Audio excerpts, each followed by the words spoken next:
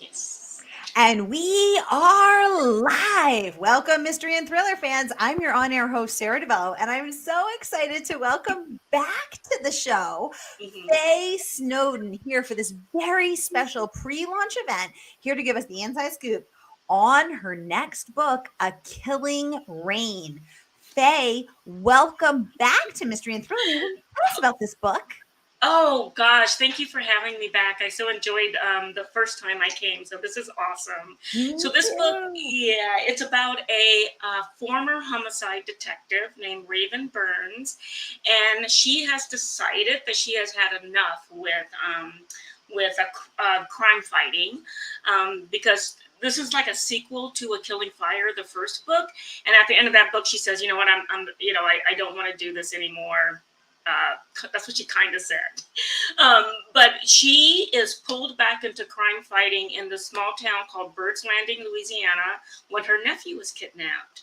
And she has to become a cop again to actually save him.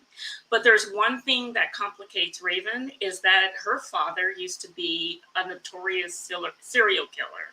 So she spends a lot of the book trying to atone for his past mistakes and trying to figure out who she really is. A deeply flawed character, but Mhm. strong and brilliant and intelligent as well. Yeah. Well, I love her, and I know everyone else will too if they don't already. And I can't wait to get into your process and learning so much about getting the inside scoop on this book. But first, I just want to welcome everyone who is watching. We're on 6 different destinations across Facebook and YouTube. So no matter where you're watching from, you're in the right place. This is the right time. It's Mystery Monday, and we're so glad you're here because Mondays can be murder. So if you have any questions for Faye about this killing series, about A Killing Fire, the first book about A Killing Rain, this next book out tomorrow. Yay! Yeah. Her writing process, her publication process, whatever questions you got noodling around, get them going in the comments, and we'll get them right over to Faye. So, Faye, I want to kick off with some of the amazing praise that let's start with some of the praise that your first book has got. So, Anne Parker, the award winning author of the Silver Rush historical mystery series, raves about your work. And I'm going to pop that up right here in the comments. And let me just reach for it right here. She says, if you like dark and atmospheric and strong-willed but damaged protagonist, then someone should wrap up this book for you, sneak into your bedroom in the dead of night, and leave it for you to read. The prologue alone sent chills up my spine. Now, Faye, you're known for writing those spine-tingling, scary books. What do you think the secret is to writing scary stuff?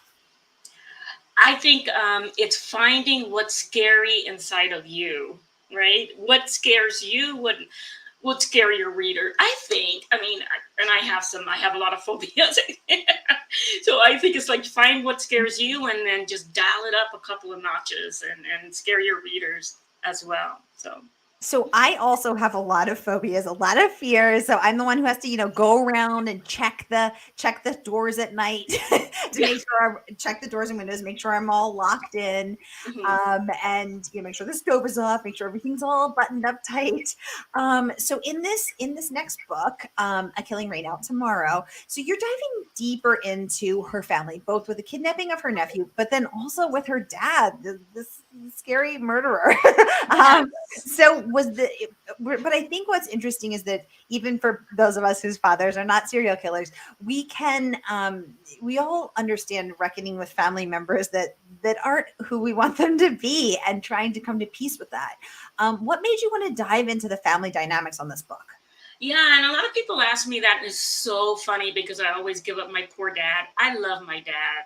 I love him, love him, love him. And he's my biggest fan right now. He's always telling me how proud he is of me. But we were estranged for over 25 years. And then he and my mom divorced when I was around 8 or 9 years old, and I went to live with my mom. And of course, my mom was not a fan of his and said so.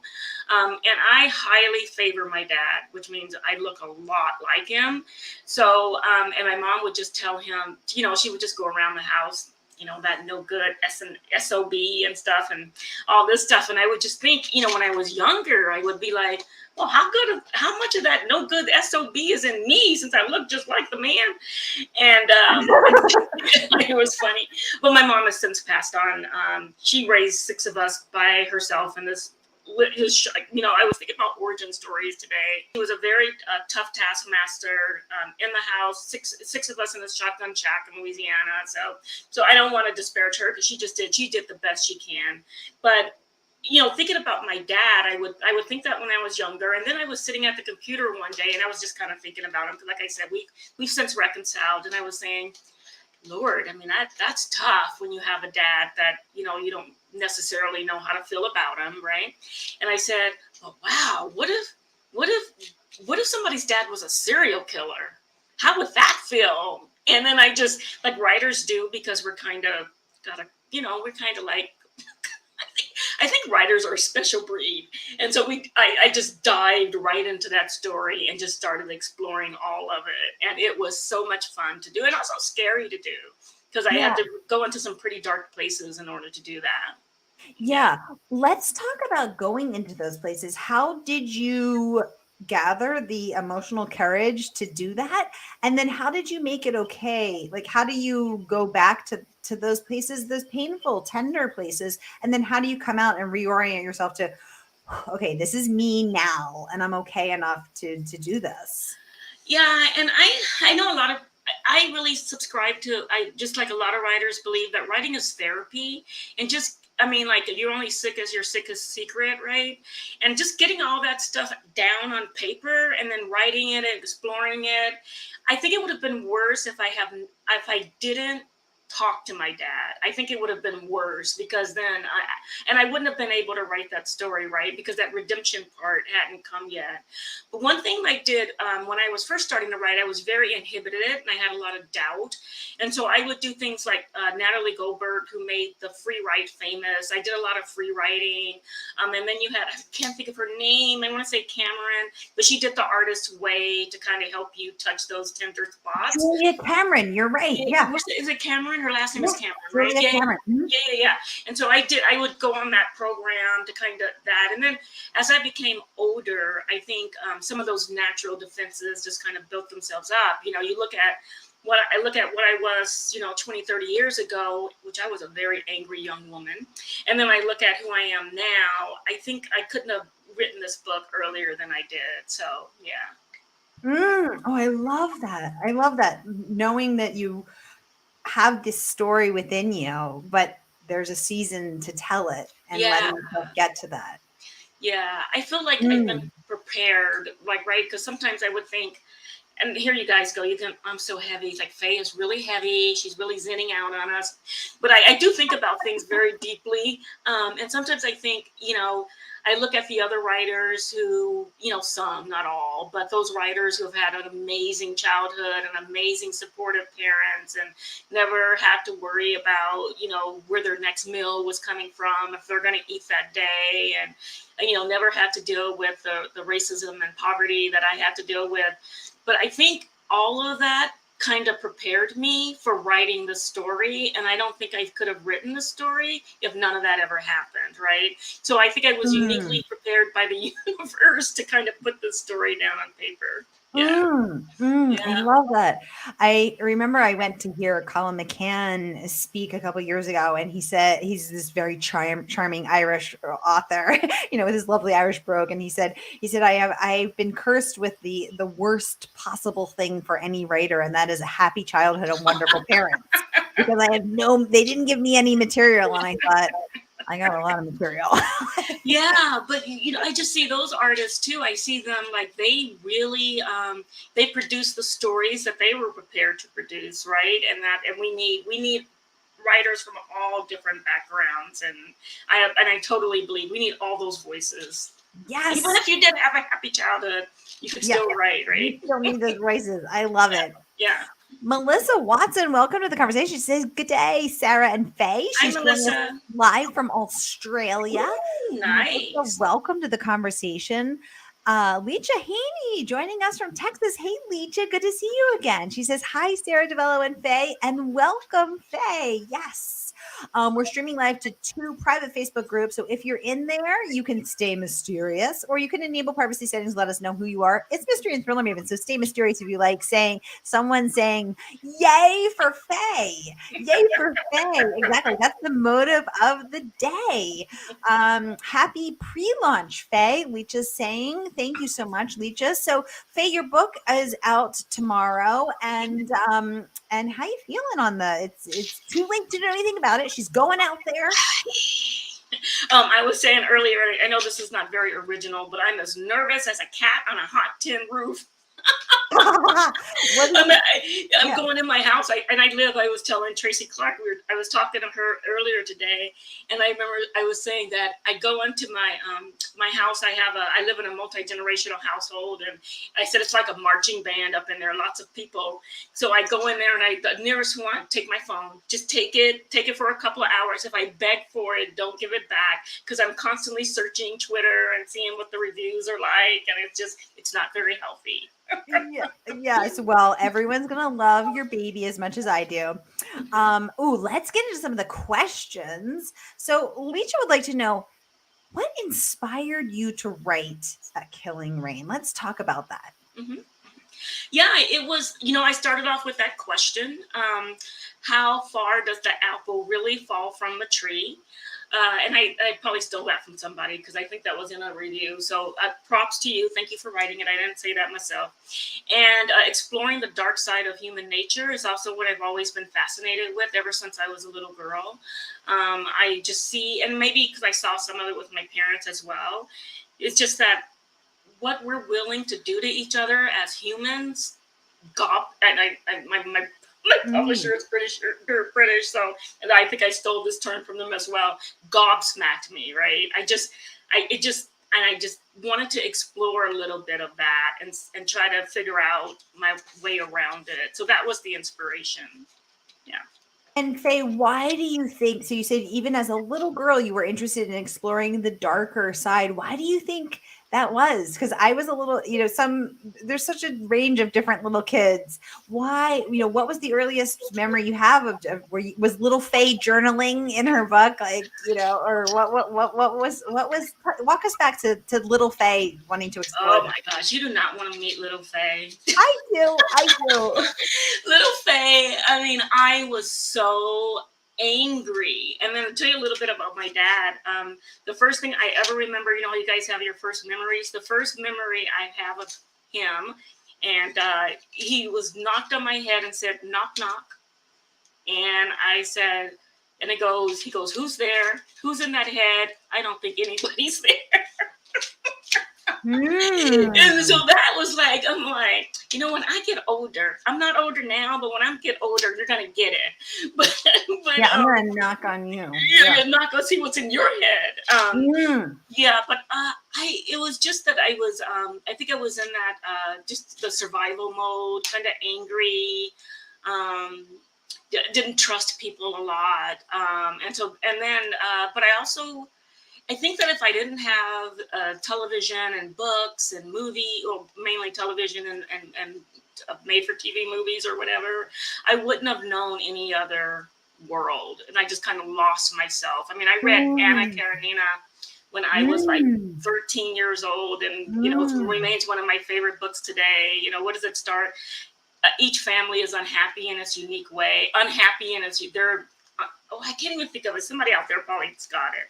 But like every happy family is unhappy in its way, and every unhappy family is happy in its way, or something like that. Yeah, unhappy in its own unique way. Yeah, so I just love that. It just caught me, and just exploring those different worlds and going into them. Yeah, that was what I needed then, right?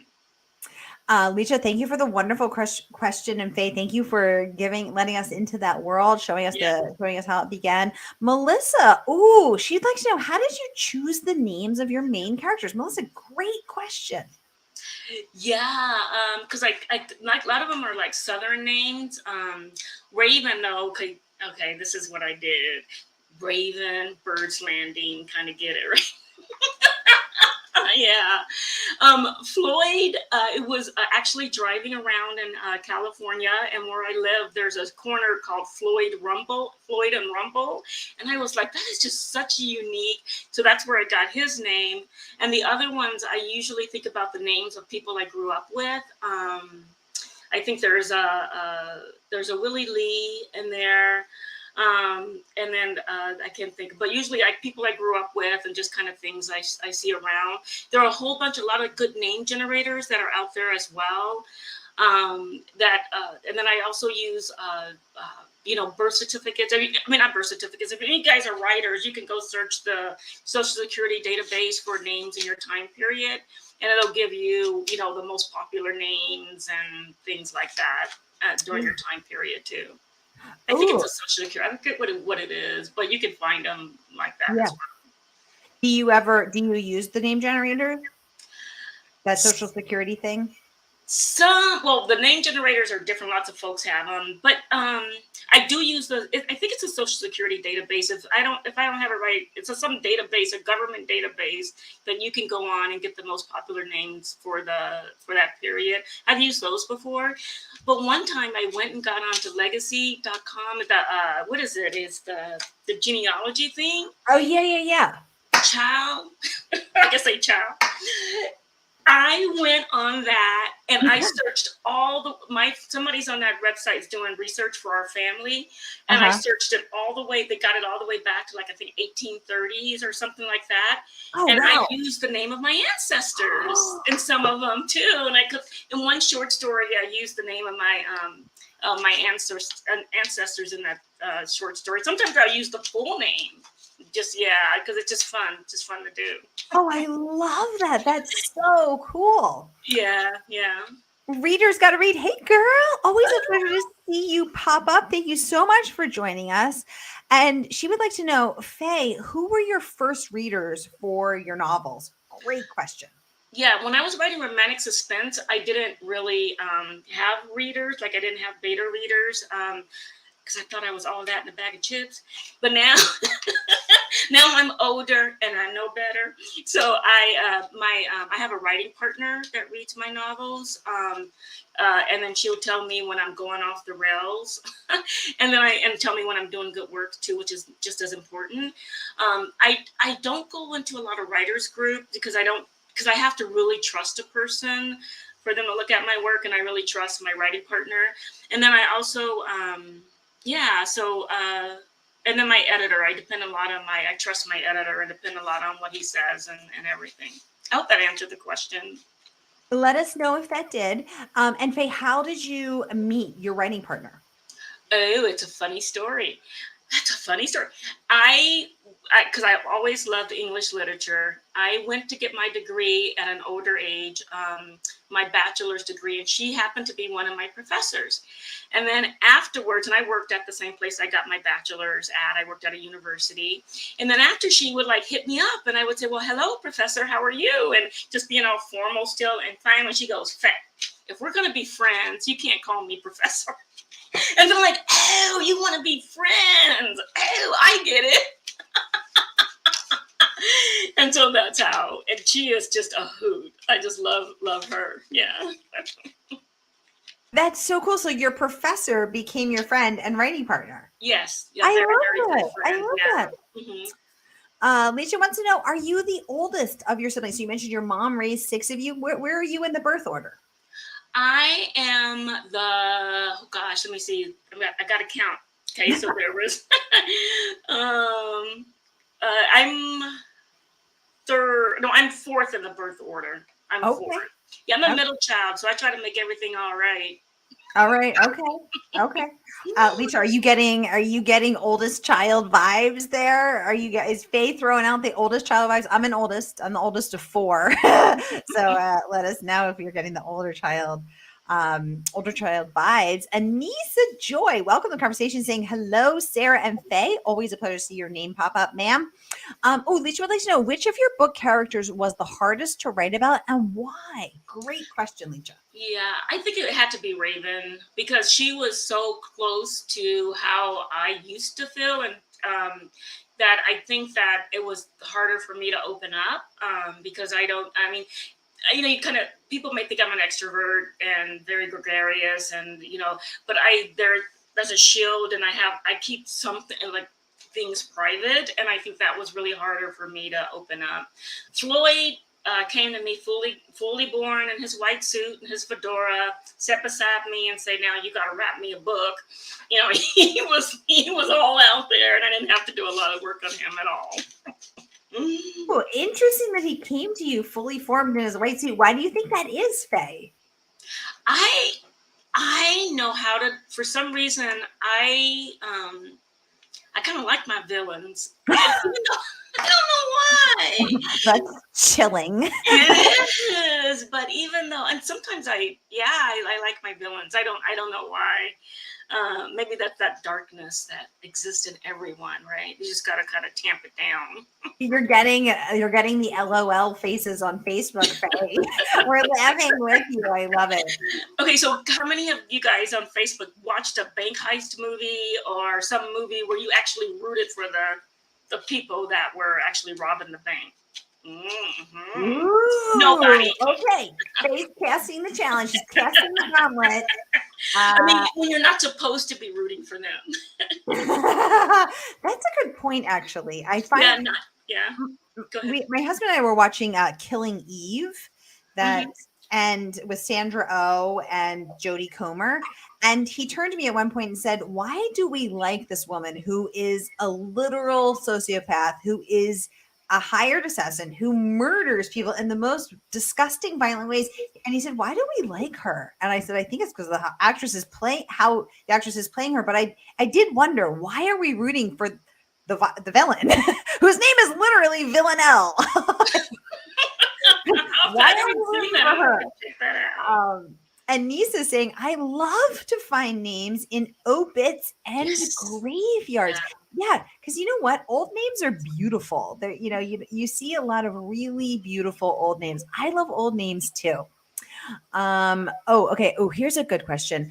Anissa would like to know, what did your characters teach you in this book? And she's also wondering who the hardest character was to write by. We're all so interested in your characters, Faye. Yeah, Raven was by far the hardest. I mean, I had to pull back at one point for her and say, okay, she sounds like a paperboard cutout. This is not going to work.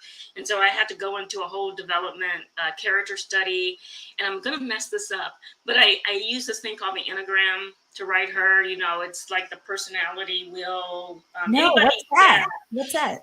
It's like a way to understand our personalities by evaluating them based on questions, a survey on like 8 different points. It's out there, and I use that. And there's a character, not a character generator, but there's somebody took it and changed it into something that you can actually do your character development in. And so I did that. I did a character study.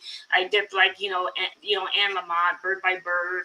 I mean, what is your character plant in their garden, and what do they tend to, what do they neglect? And I had to do that all that for her. I think what Raven's taught me, especially with her flaws, is that she's in one way trying to prove, but first of all, she's trying to atone for the sins of her father, which I don't think you can ever do. That's not her job. And then the second thing I think she's taught me is that you have to come to terms with the darkness that is in you. And I call it in society too. I think there's one way there's so much evil in society is that they haven't come to terms that the darkness that they see in society is not outside of us, it's in us. And we have to learn how to deal with that in a healthier way than we do. And that's what I think that she's taught me. Right. Ooh, I love that. So I just want to really soak that in, because I love that. We have to come to terms with the darkness that we see in society is within all of us, not out there somewhere. Right. It's of us, right? I mean, and if you keep battling it and trying to lock it away, and some folks deserve to be locked away, don't get me wrong on that. But if you keep saying that, okay, how is this person so evil? Yeah, you brought them up in your homes, you raised them in your schools, they watched your television, they watched your movies, they played your games, they absorb everything in your culture. yeah, you tell me, how did they become that way, right? That's what I kind of look at. So, Mm. and I Mm. don't think if we don't, and I was telling Tracy this earlier, it's like one of the things I really believe in, and another professor told me that if you want to understand what type of society you have, look at the way they treat their babies, right? How do you treat your babies? And Mm. then, because that's the, if you treat them like terribly, they're going to grow up to be terrible people. So that's how I Mm. kind of look at it as well. Ooh. Yeah. Good question. Nisa, look at sparking this fabulous conversation. Thank you so much for kicking that off, Faye. Thank you for the fabulous answer. Yeah. Readers got a read saying, what about Robin Hood heist? Yes. Yes. Yeah. You're rooting for Rock taking. Yes, we're totally rooting for Robin because he's stealing from the rich to provide for the poor. Yes, So I love that. transgression, maybe it's because we like to see the transgression Mm. of the unfairness in society. How, maybe that's it. I don't know. I still Mm. don't know why you're rooting for Villanelle. Is that her name? I'm gonna have to sit with that. Wait, have you seen it yet, Faye? No, I'm going to be watching it because it sounds like an awesome show. Okay, then let me know if you too were rooting for her. Sandra Okay. Oh developed that, stars in it. I love everything Sandra Oh does. She's so amazing. Mm-hmm. Alicia sharing that she's number 4 of 6. Ooh, yes. Also the same. So picking that birth order there. Fascinating. Thank you for sharing that, Leisha. And she would like to know, do your characters talk to you? And if they do, have you ever had to change something in the story because of it? Yeah. My Uh-oh. characters, yeah, I know. I'm kind of think my villains talk to me, and I've had to change things in the story because of it. But the good guys don't talk to you? Not Raven really doesn't. She's just off like there's a new movie out called Nope about those things that do this in the air, and I used to explain when I think when people are going off the rails, I'm like, you're just like that car dealership thing that's going on like this, the advertisement. But she's just like, oh, I don't know. But she's like, Ed May talked to me, and I changed something in the book because of Ed May. I really loved her character. I don't know if you guys remember her. She's the very dramatic, kind of has the fake French accent kind of woman in there. Is the Raven's high school friend and competitor. Yeah, yeah. Thank you for that great question. Anna Lee, welcome to the Oh, conversation. good. I'm glad you said. She Oh, spelled she it said correctly. anagram. Yes. Okay, thank you. Yes. I was spelling it. I put it in a few comments ago and typed it in. I spelled it anagrams. So thank you for correcting me, Annalie. I appreciate that. And thank you also for letting me know about your name a few sessions ago, a few streams ago. She's saying how interesting that you use that as character development. Faye, have you always done that? Is that a new thing? Every time I write a book, I start casting about for new techniques to make me write faster, better, more. And I just found it. Ooh. Oh, Yeah. fascinating. I like that you're Yeah. doing that to continue to grow as a writer. Oh, you have Um, to.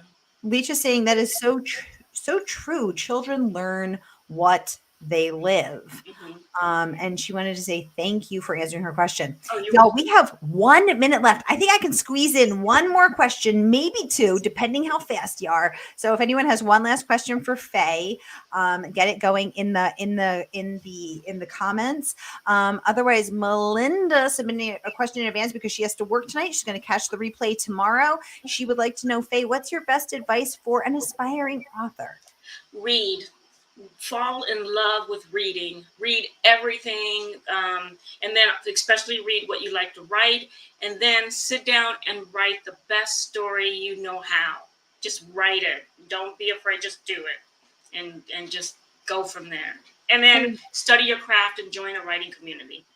Oh, I love that. I Yeah. love that.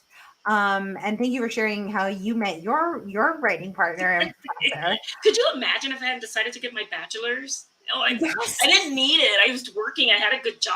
I was like, but I just did it because I love the subject matter. Yeah, yeah. Yes, I love that. And thank you for sharing that advice there. Leach saying this time has gone so fast. I've enjoyed this live chat so much. And the last question will go to her saying, what is your favorite genre to read, Faye? Mystery genre, dark, noir, southern, gothic fiction. Gotta Okay. read the Southern Gothic. And Lisa, I was it like 3 little ones and 3 big ones in your house? Because I was the oldest of the 3 little ones, so I guess I've got that oldest sibling and that, yeah. But yeah, Ooh. yeah. Let us know. Let us know in the comments, Lecha. Okay. And I see some Anissa saying thank you so much for ladies. Anissa, thank you as always for joining us. I want to remind y'all the book is out tomorrow. So grab your copy of Killing Rain. And I'm doing a special thing today. Readers Gotta Read saying, I heard your episode on Crime Writers of Color podcast back in 2020. Oh, nice. Yay, thank you Thank for letting you. us know that. Alicia saying she has 3 older brothers and 2 younger sisters. So it sounds like, yes, she's the oldest of the 3 youngers. Oh, okay. All right, great. Yeah. And everybody pre-order. I'm popping the link in right now. Pre-order your copy today. And I'm doing this thing today where if you pre-order a copy from Murder by the Book, our favorite woman-owned independent bookstore, here's the link, and DM me your receipt, I will send Faye an inscribed book plate and she will personalize it to you. Oh, my first book plate. I love it. Secret message. So I will send that to her. So DM me your receipt. I'm on Twitter, Facebook, and Instagram. Find me and DM me your receipt, and I will get you a signed copy of this book plate. Y'all, we are out of time. Time flies when you're having a good time. Faye Snowden, thank you so much for joining us. Happy Pub Day tomorrow. And we can't wait to have you back when your next book is out. Yeah, that'll be awesome. Yay! All right, everybody, have a great night. I'll see you next week for Mystery Monday, because Mondays can be murder. Thanks so much, Lecha.